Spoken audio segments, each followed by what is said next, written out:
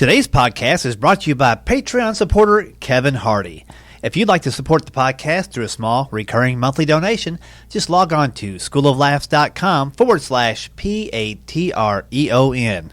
And we also have another sponsor. Hi, this is Leslie Norris Townsend, and I want to invite you to be a part of the Clean Comedy Challenge 2017 in Pasadena, California, and in Chicago, Illinois. The Clean Comedy Challenge invites comedians of all levels to have a chance to work on a real comedy stage with real comedy pros watching and privately critiquing you. It's Eddie Brill, Dwayne Kennedy, Dobie Maxwell, Jimmy Brogan, Dennis Regan. They'll all be on board for these private critiques and seminars, so you don't want to miss out. It's no auditioning, early fee before May 1st. Go to www.cleancomedychallenge.com. When you register, make sure you mention the School of Laughs podcast so I know where you came from. Welcome to the School of Laughs podcast, brought to you by schooloflaughs.com. Whether you're an aspiring comedian, a part-time pro, or a speaker who wants to become funnier, this is the podcast for you. We'll break down tools, tips, and techniques to help you get bigger, better, and more bookable. And now, here's the show. Thanks again to our sponsors, Kevin Hardy and the Clean Comedy Challenge. The Clean Comedy Challenge, those dates are coming up soon, so you want to make sure you get on that as soon as possible and take part and get better at your stand-up comedy. Hey, today we have a great, fun interview with Andy Beningo, a comic I met maybe 3.5, 4 years ago, and been keeping tabs on him. Just bumped into him recently here in Nashville when he attended the Christian Comedy Association conference, and he performed a set on our showcase night. Sunday night is our night to kind of showcase some of our up-and-coming comics, veteran comics, and just all-around solid comics, and he was on that bill, did a great job.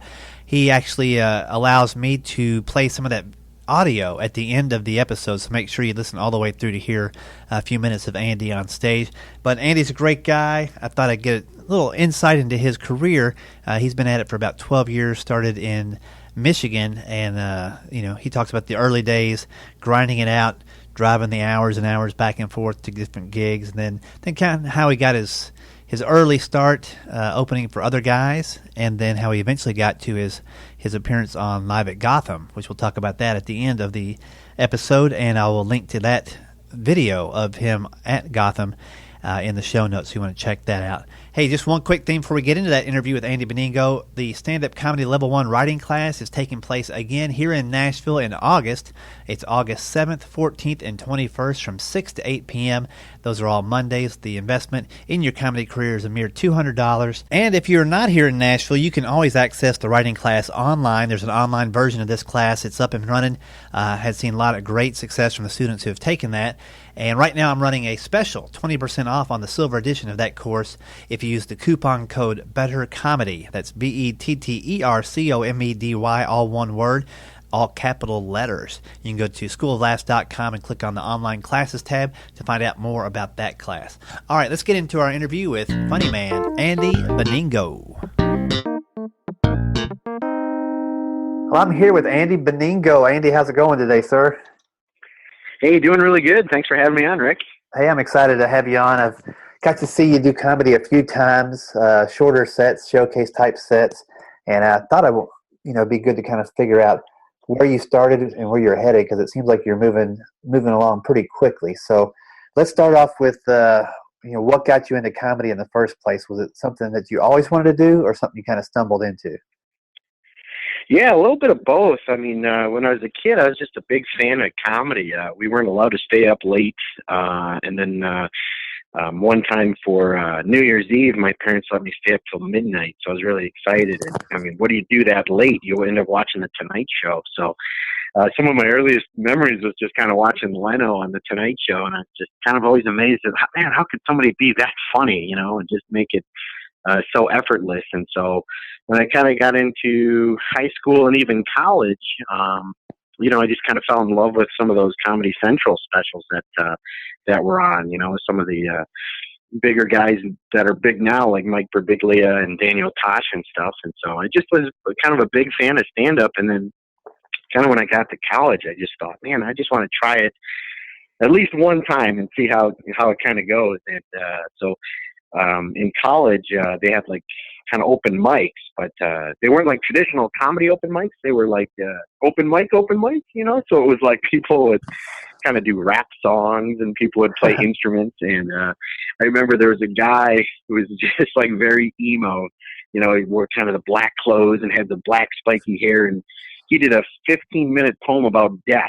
And how like life doesn't matter, and then the MC kind of jogs up and is like, "All right, you guys ready to laugh now? Here's your comedian." It was kind of like, okay, this is kind of my introduction to stand up, and surprisingly, it went pretty well. It was kind of a bizarre story because pretty much everybody I ever talked to, you know, they said they did 5 minutes to start. You know, usually it's like a comedy class, you know, graduation night or like an open mic. But at Central, my first time, I actually did 15 minutes of stand-up. Wow. My first time, just because they gave everybody 15 minutes, and I didn't really know any better. So I was like, oh, that sounds about right, you know, and kind of got consistent laughs through the whole set. But I mean, looking back now, I mean, it's pretty painful to watch because it was, you know, I think the interesting thing with comedy is, you know, you just kind of write about what you're dealing with in life at the time, you know. So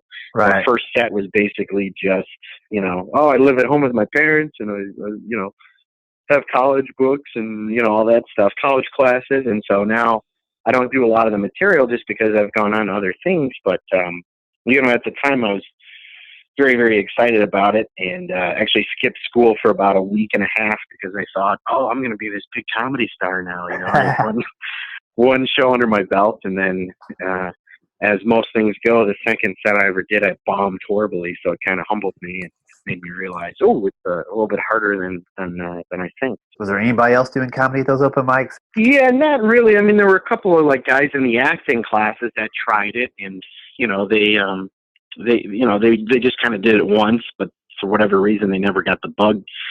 I mean, I was obsessed with it from the minute I got up on stage. So I actually had a friend of mine who did stand up for about 3 or 4 years. My buddy Greg Amorose. He and I, when we both turned, I guess, 21 or 22, that's when I started driving from Central Michigan to my home club, Ann Arbor Comedy Showcase. That's kind of where I kind of started emceeing and featuring and headlining and stuff. So we would make like 2.5 hour drives, you know, back and forth. And then he did the sensible thing and got a real person job, you know, and I just kind of stuck with it. And yeah, so he was kind of the guy that we just kind of bounced ideas off each other. And honestly, I think he was funnier than I was. And just for some reason, just, you know, kind of did it more as a hobby. And yeah, I've been lucky to, you know, get to do it for a career.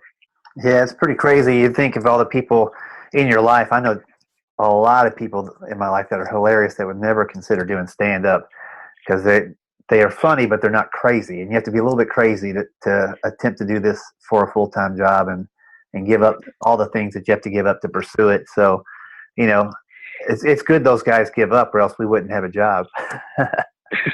Yeah, for sure. I mean, for the most part, it isn't really kind of a sensible thing, especially in the beginning when you're, I mean, let's be honest, you're kind of not very good when you begin, but there's something in your brain that's like, oh yeah, I'm going to keep going. This is actually going, you know, pretty decently or whatever. And then, luckily, you know, it's just, as you know, I mean, you've been doing comedy for a while.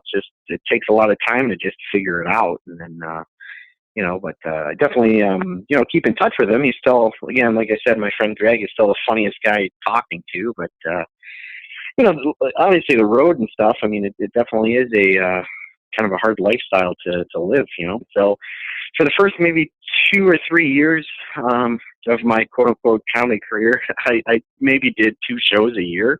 Yeah. You know what I mean? So it wasn't like a full-time thing. And then they had like a funniest person on campus competition, and like the winners got to open for this guy, Bobby Lee on Mad TV. He did like this giant theater show.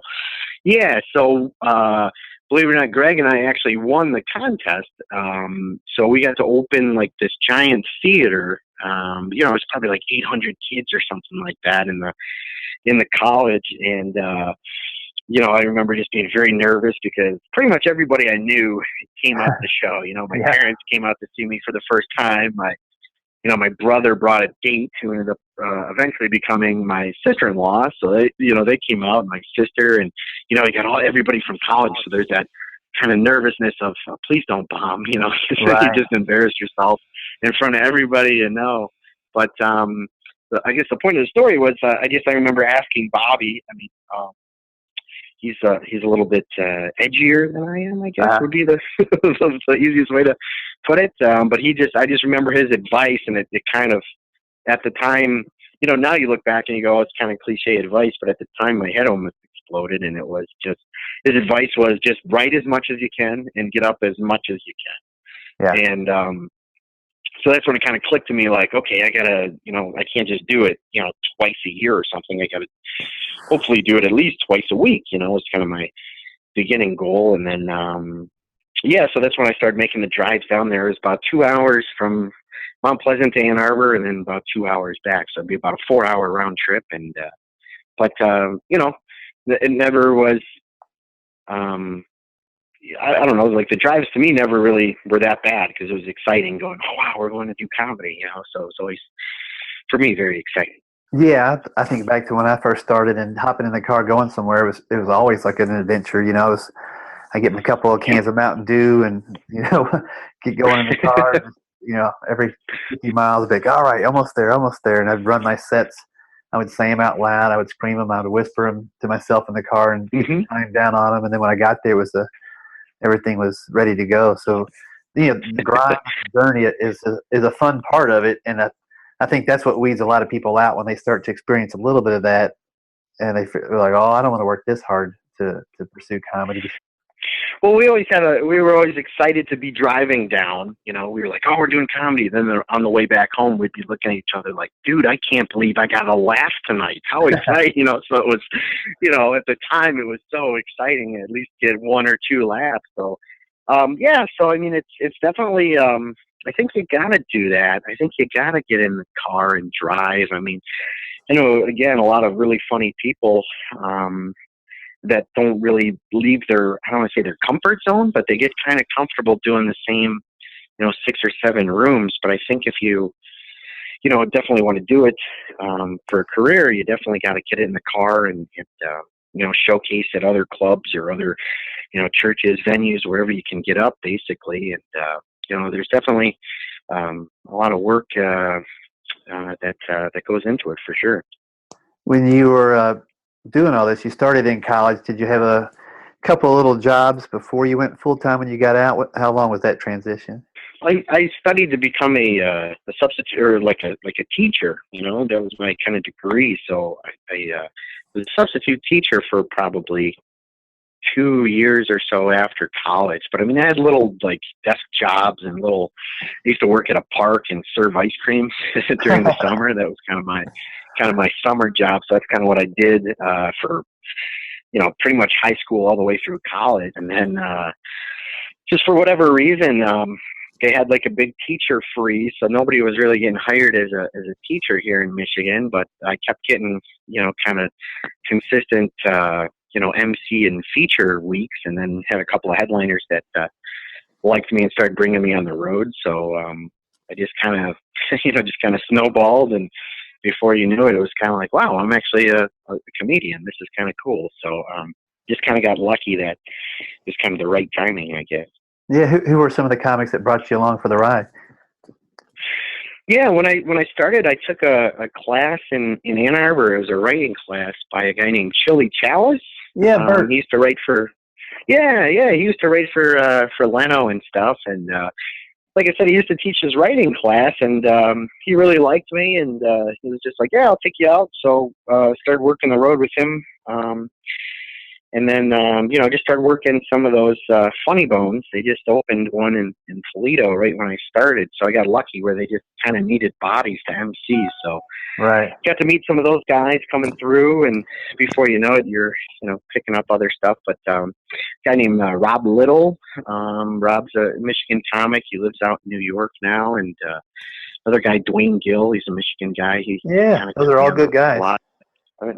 Yeah, and so I mean, it was pretty cool because it's like I said, I got out of college and I was like, wow, these guys are like legitimate comedians. So I was just, I loved just being in the car with those guys and just, just try to be a sponge and just try to soak up as much information as they were given. And I noticed that most guys are pretty nice about sharing information. And so I got lucky that, those were some of the first guys that I kind of, started taking me. And later on, I got kind of lucky, started touring with Frank Calliendo for a little bit when he was doing the club dates and stuff. And so that kind of led to some other things as well. And so, I've been lucky to not only know some of these guys, but actually form some friendships with them. So it's been pretty neat. That's awesome. Can you remember other than that first show on campus, one of the first times where you were like, oh man, this is really working. This is a great room, a great crowd or whatever, where you're like, this is definitely my thing. Yeah, I mean, it was just always like little steps, I feel like, you know what I mean? It was always like kind of 2 steps forward and 1 back is kind of what I felt in the beginning, because shows would kind of start going well. And then, I work pretty squeaky clean, you know what I mean?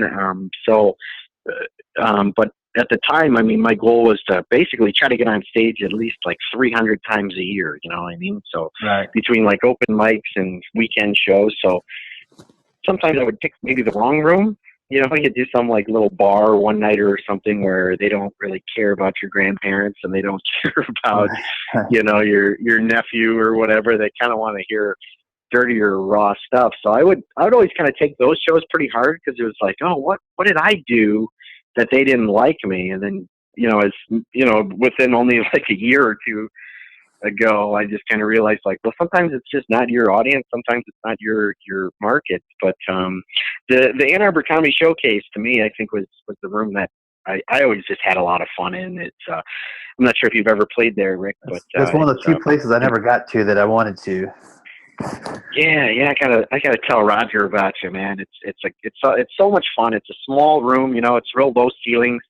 They're right on top of you, and you have a nice mix of kind of college kids at the open mics, and then during the weekends, it's just a mix of regular, just Midwest good people. And so the early days, Ann Arbor, I just kind of related more to those college kids. So I just remember that being a really fun spot to perform at, for sure. That's awesome. And so, total now, how long have you been in comedy? How many years? This probably like 12 years I've been doing it. The first couple of years, like I said, I didn't really do a lot of shows, but then, mostly after I graduated from college, that's kind of when I started hitting the road and stuff. So yeah, it's already been, 10, 12 years, something like that. And, doesn't that feel weird to realize a decade in the business, and still getting no respect in some clubs, absolutely. But that's just kind of I mean, it's definitely gone by fast, but still I've enjoyed it. There's definitely been some pretty good highs and some pretty interesting lows that you kind of joke around about your buddies with in the car and everything. But yeah, it's definitely flown by. Even saying it 12 years, it doesn't seem like it's been that long, but obviously been very fortunate to have been able to be in it this long, for sure. Because again, like I said, I know there's been some really funny guys that for whatever reason, they just kind of fizzle out and they're done after 2-3 years or something. So, I'm not sure why that is. Maybe it's just their passion isn't in it or whatever, but been very fortunate. That's cool. And what would you say is your mix of club shows to corporate shows to church shows, or other things? What kind of fills up your calendar?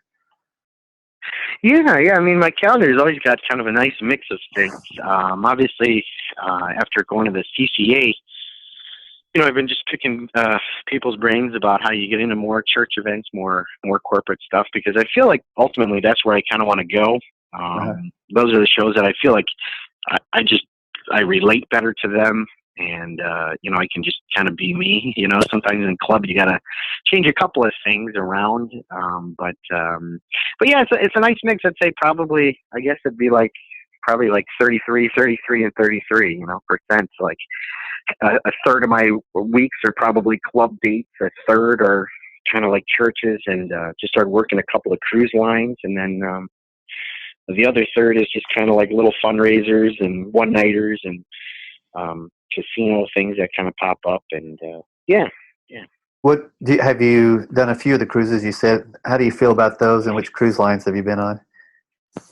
Yeah. I started working Norwegian cruise lines probably about a year ago, and it's good and bad. I mean, it's kind of like when you get to a port. I was in Honduras at one of the ports, and I almost kind of had to pinch myself because it's like, what are you doing here? It's you're in Central America. You grew up in a small town, and you're traveling the world doing comedy. I mean, I feel very lucky and fortunate that.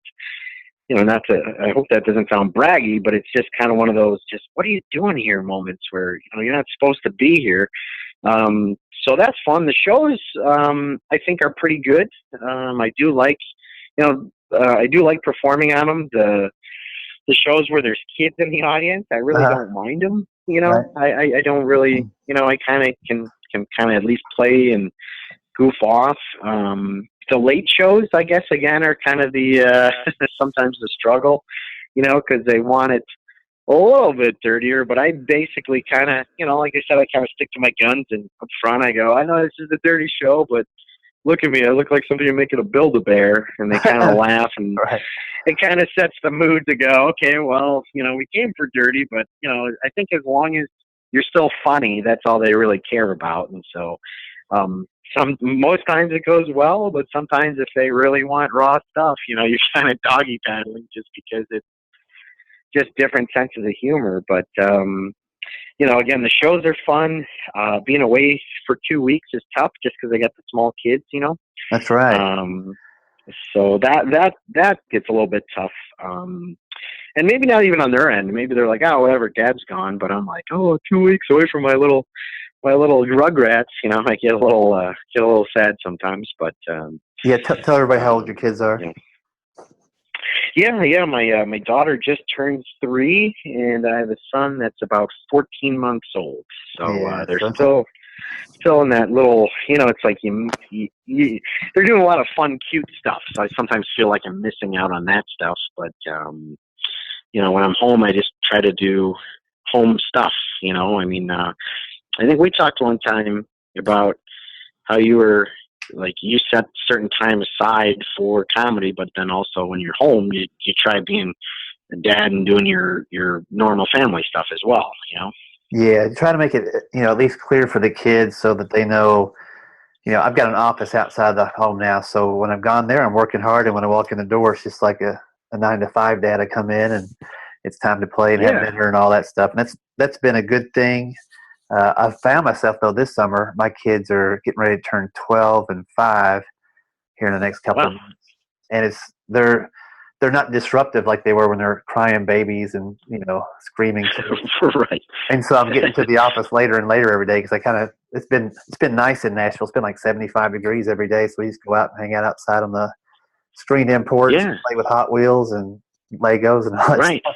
So I kind of need to get out of here more than I do. But I do remember when my son was 3, I had gone and done Norwegian, actually, out of Houston, and done some ports down there and like Roatan and all this stuff. Right. Yeah, which is a nice little itinerary. And, the first week on the cruise ship, I'm like, this is all right. And the second week, I'm like, I miss my family too much. And when I came home, my little boy was like, Papa, I need to know, are you going to go on another boat? And I said, not for a while, buddy, not for a while. And then I really waited till I guess till my daughter was born, like maybe she was a year and a half, and I did a Disney deal. Yeah. Came home from that, and she was like, I don't like when you go away on the boats. And so I'm like, all right. Yeah. So one thing I do like about the boats is you've got to do multiple shows, so you have to use all of your material basically and have different openings and different closings. Yep. I really look at those 2-week cruises as like, okay, this is my time to fully dedicate myself to my comedy and break this thing down and fix what's not working and write some new jokes. And it's always been an experience where you come back and you're like, okay, I made use of that time. I wasn't at the pool all the time. And if I was writing jokes, Right. listening back to my set. So you take some of the guilt factor out of, being on a vacation. You're working. But it is like you say, you look around, you're pulling into Honduras or wherever, Cozumel, and you're like, everybody here on this ship paid like $2,500 to $3,500 to get on. And they're paying to ride along and tell these guys jokes.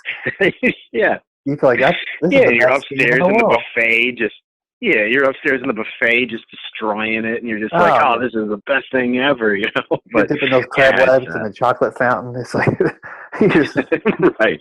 You just got a big tray of butter walking around the ship. It's just it can be hard to beat.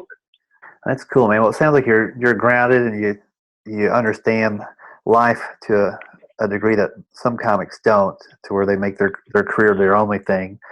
But it takes a good, strong family behind you to cheer you on and support you when you're gone, and not be guilting you when you're home to stay home. So that's pretty cool. I'm curious, have your kids got to see you perform live? It's so funny. Not live, just because they're still kind of small. They're, like I said, my daughter's 3. But it's actually funny because you sent me that. You just sent me that. I get to.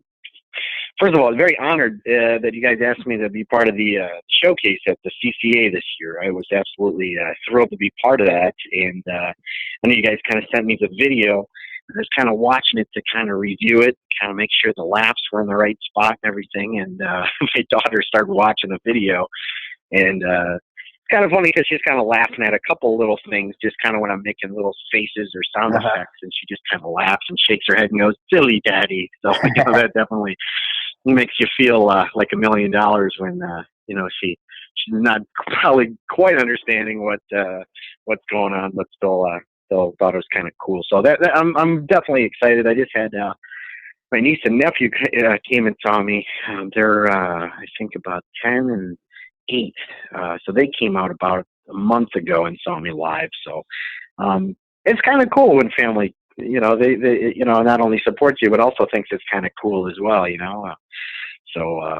It's just been pretty cool. And that's one advantage if you're doing corporates or churches, that you can get your kids in there to watch some of those things. And my daughter just got to watch me for the first time a couple Saturdays ago here in Nashville, and she loved every minute of it. She wanted to go up on stage and get out of the audience and everything. So I took her up there, and I don't know if I've told the story in the podcast before, but the first time my son saw me, he was maybe 4, and I was doing a corporate Christmas party for it was a hospital. So it was a luncheon. Then I went up and did my hour.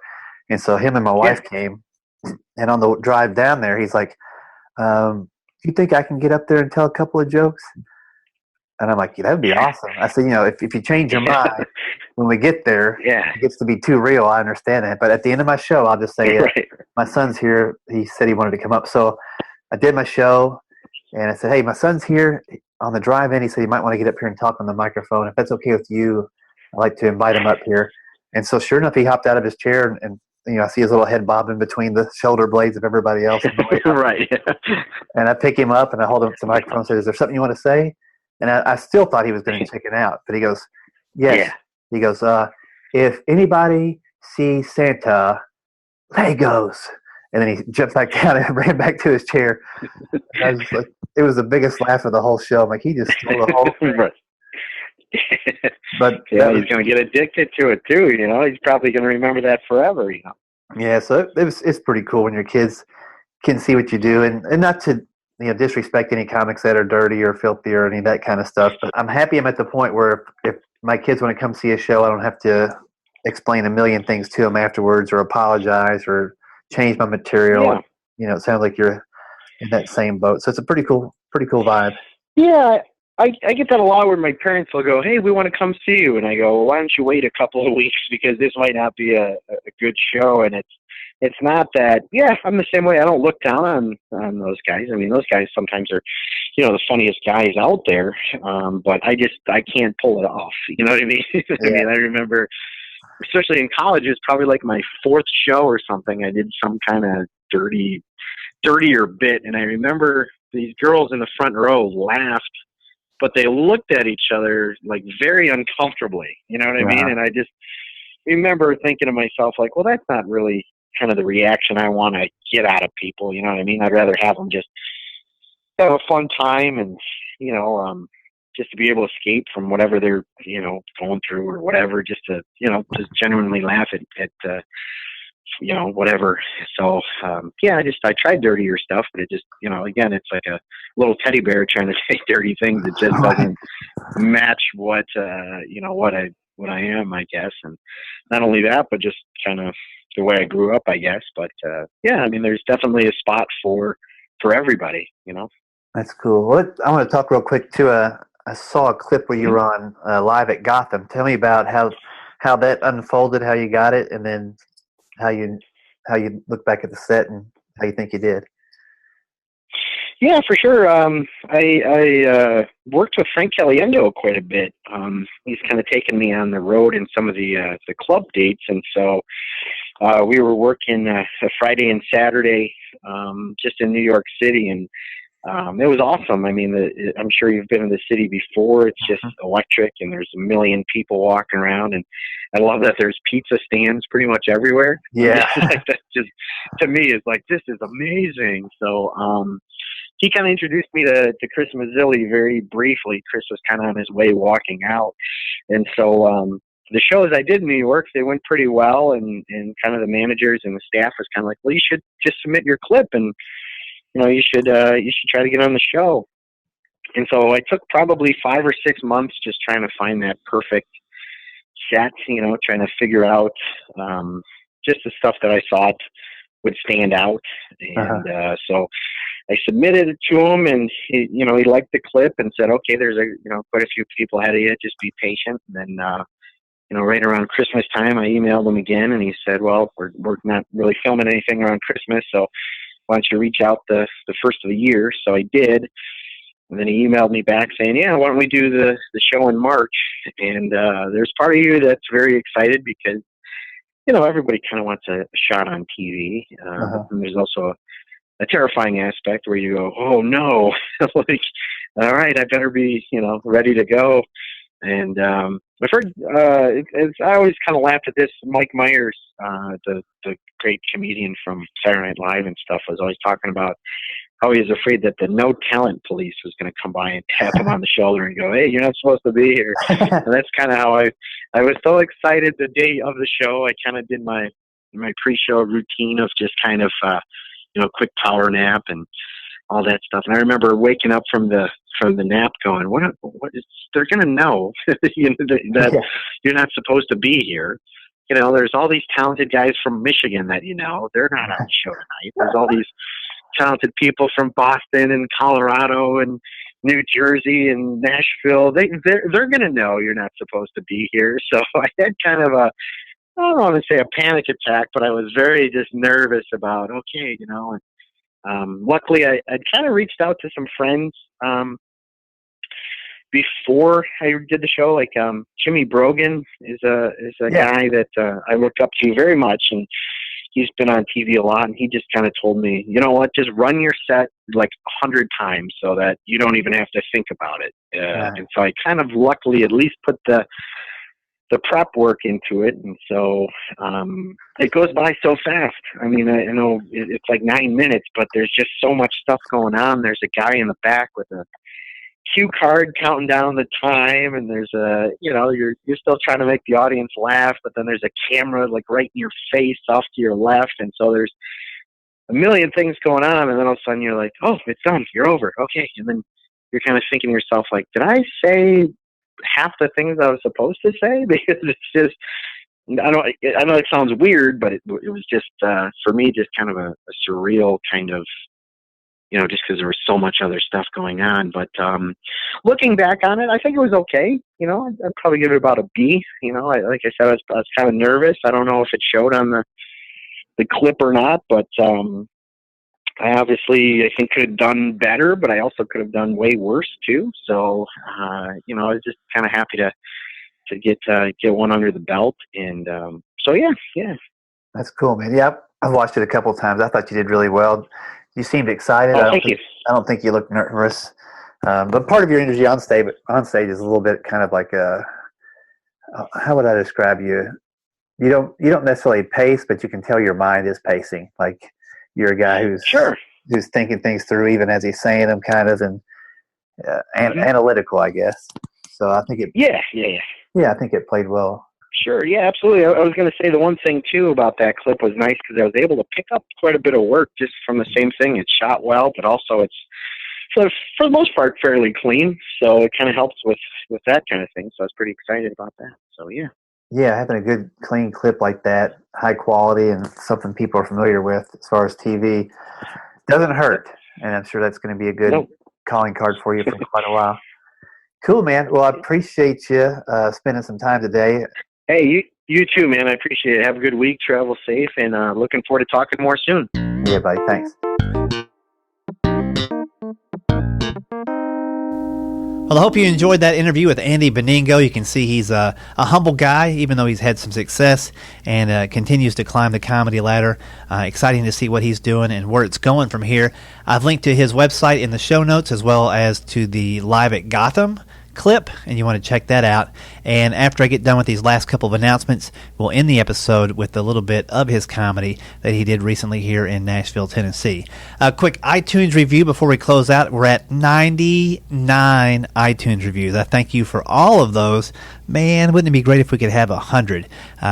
If you're thinking about it, just log into iTunes. It's easiest to do it if you're on your laptop. And here is the review. It's a 5-star review from Gray Duck. It says, this podcast has provided me some of the best industry insights into joke writing, set creation, and the business of stand-up comedy. A must-listen for any open micer or aspiring stand-up comedian. I am particularly thankful that this show is valuable no matter where you're performing.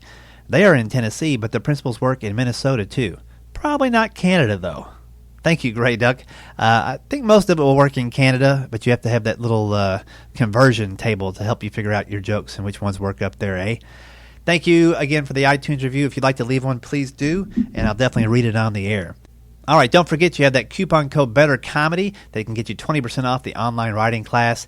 And let's listen one more time to Leslie Townsend about the Clean Comedy Challenge. Hi, this is Leslie Norris Townsend, and I want to invite you to be a part of the Clean Comedy Challenge 2017 in Pasadena, California, and in Chicago, Illinois. This is our 7th year for this one-of-a-kind conference that includes 3 days of learning, writing, performing, and hanging with the pros in the comedy business. The Clean Comedy Challenge invites comedians at all levels to have a chance to work on a real comedy stage or to fill out an ambition on their bucket list just to be a part of the comedy business.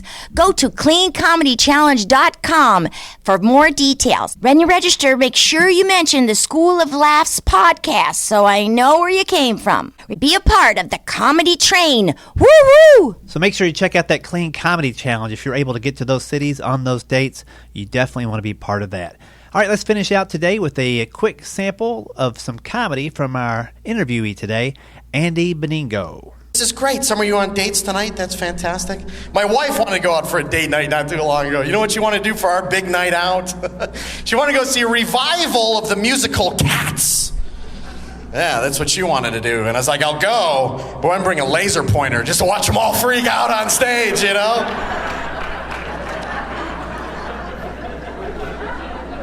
Like, there's your date night right there, man. We just celebrated our 5th wedding anniversary. How about that? Yeah. Oh, thank you. You guys are like, nice work, little guy. All right. Some of you are looking at me confused, like, who'd marry Flounder from Animal House? Like, how did that happen? Who married the real-life version of Corey from Boy Meets World? How did that happen? That's very nervous about proposing. I was talking to my older brother for advice. He told me you're supposed to spend 2 months' pay on the engagement ring. Have you heard that? 2 months' pay? Yeah. I got nervous. I'm like, I'm a comedian. Like, if I did that, the ring would cost $40. You know what I mean? Like, just be walking around one of those ring pop suckers, showing it off to her friends. The engagement process, that's a lot of fun. I didn't even know you go through this whole process. You get to register for gifts. I didn't know that. My wife, she wanted to register at a place called Bed Bath & Beyond. Have you heard of that place before? Yeah, you? Yeah? I'm a guy, though, so I was like, let's register at the Bass Pro Shop. You know what I mean? Sports Authority, let's register there. And we compromised. And we went to Bed Bath & Beyond. So, She's pretty much in charge. I don't mind my wife. She's very cute. She's very shy. And when I'm off stage, very shy as well. Shy couple, right? Some couples are not shy.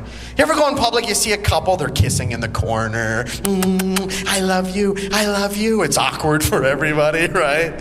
You just want to tap them on the shoulder and go, dude, we're at Applebee's right now. Calm down. Take your curly fries. Let it go. It's going to be all right.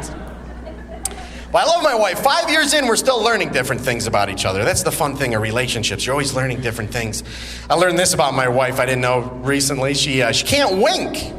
I didn't know that was a thing with people, right? Normal people wink. It's kind of cute. It's like, what's going on? Hey, I'm Matthew McConaughey. What's going on, right? My wife, she's got something weird with her eyelids. So when she goes to wink, she does this weird, like, blinky eye thing with her face. Like, she can't get the one eyelid down. The first time she did it, it was so awkward. We're driving in the car, and she's like, so listen, I was thinking this weekend, you and I should go up north and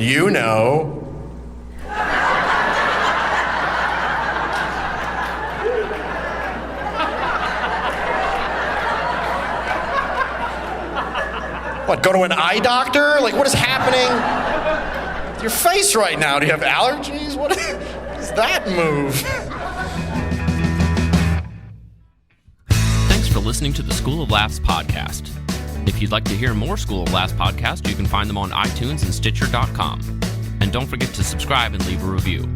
For information on upcoming live and online classes, visit schooloflaughs.com. Until next time, stay tuned, stay focused, and stay funny.